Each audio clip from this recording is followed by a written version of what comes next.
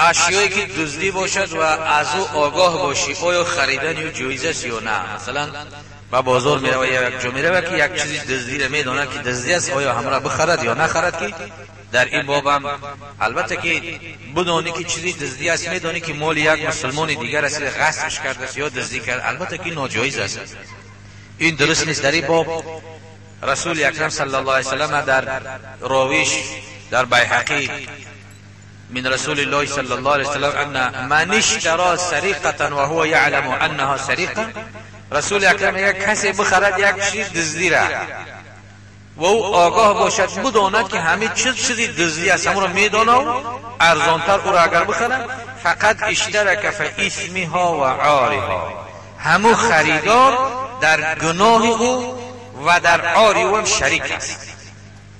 در گناه او شریک استی یعنی که او را یاردم داد برای دزدی کردن. اگر دزد بدانی اشیا را دزدی کرده است، هیچگاه چیزی دزدی را نخر، او حرام است.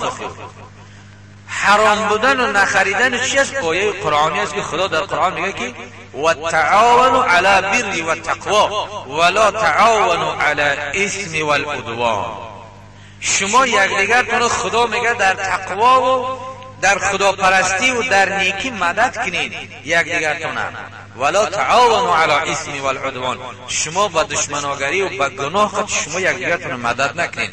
وقتی که شما چیزی رو دزدکی خریدین، او را در دزدی کردن مددش کردگی هستین، با دزدیش زیادتر کردن میگیره.